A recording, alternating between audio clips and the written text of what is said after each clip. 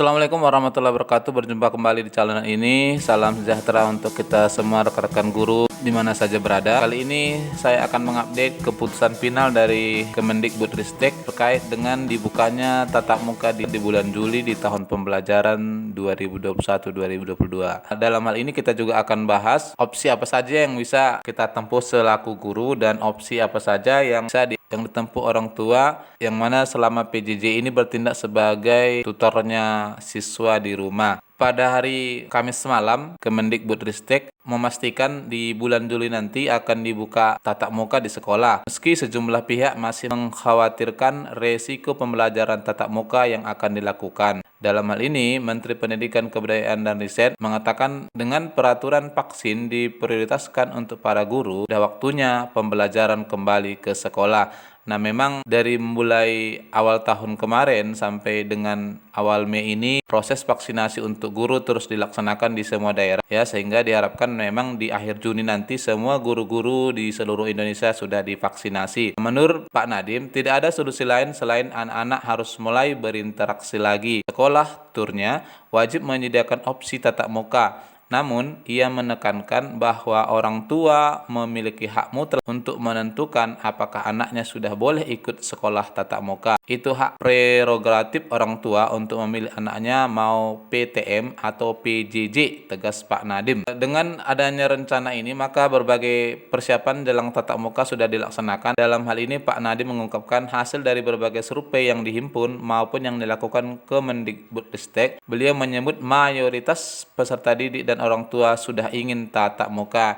Memang kita akui pembelajaran PJJ sekarang ini ya hasil pembelajarannya sangat jauh dari apa yang diharapkan. Terutama ini kita sadar sendiri selaku pendidik, banyak persoalan-persoalan yang tidak bisa kita atasi dengan kegiatan pembelajaran PJJ ini. Dan ditambahkan oleh Pak Nadiem, hampir 80% sudah ingin tatap muka karena juga sudah lebih percaya diri dengan protokol kesehatan. Dalam berbagai survei memang banyak orang tua yang sudah menyetujui seperti yang disampaikan oleh Pak Nadiem tadi. Namun banyak juga orang tua yang masih khawatir akan adanya tatap muka yang mana sangat berisiko akan tertularnya COVID-19.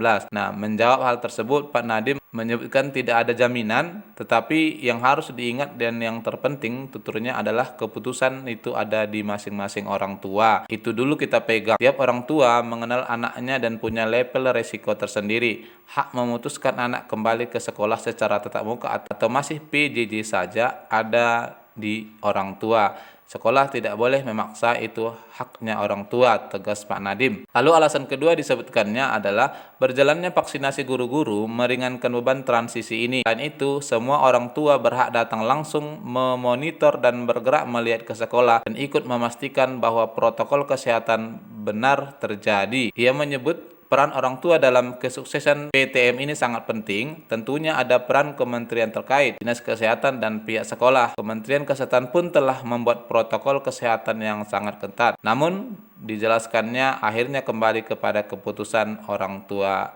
sendiri. Apakah anaknya mengikuti tatap muka atau melalui PJJ ini. Nah, dengan ini memang akan ada dua opsi yang bisa terjadi di sekolah di bulan Juli ini. Yang pertama, bila mana seluruh orang tua di suatu daerah menyetujui akan adanya pembelajaran tatap muka ini, maka kemungkinan sesuai dengan protokol kesehatan, rombongan belajar itu akan dibagi dua, ya, yang mana masing-masing kelas hanya diperbolehkan kapasitasnya 15 sampai 18 siswa. Sehingga dari sini dengan jumlah rombel 36 per siswa dipastikan itu akan dibagi dua, dan akibatnya adalah jumlah jam masing-masing Bapak Ibu guru tentunya bertambah dengan dibuatnya satu kelas menjadi dua rombongan belajar. Dalam hal ini tentu nanti akan ada pendekatan yang lebih spesifik, apakah menggunakan shift atau gelombang ya seperti yang dirancang di pembelajaran tahun 2021 ini. Kemudian dalam hal ini juga orang tua punya dua opsi. Yang pertama, menyetujui akan dibukanya sekolah kembali di bulan Juli atau tetap melarang anaknya sekolah dengan pembelajaran melalui PJJ.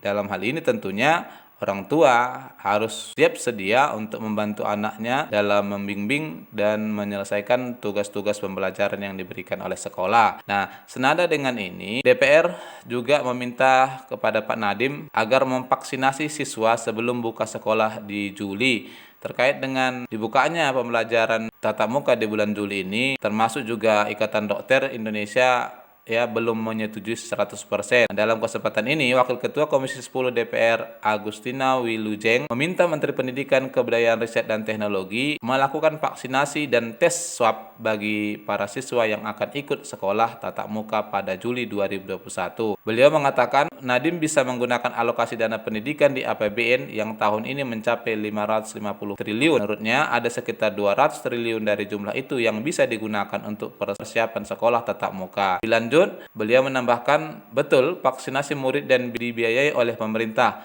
bukan hanya vaksin. Saat mereka kumpul pertama di tes swab, kita jadi tahu anak-anak itu bebas COVID atau tidak. Kalau tidak, segera dirawat dan dibiayai negara, kata Agustina di hari Rabu kemarin. Nah, barangkali inilah Bapak Ibu sekalian perkembangan pendidikan kita memasuki tahun ajaran baru di bulan Juli nanti, dan apapun itu nanti keputusan daerah tempat kita mengajar, semoga kiranya itu adalah suatu keputusan terbaik untuk kita semua. Semoga bermanfaat. Wassalamualaikum warahmatullahi wabarakatuh.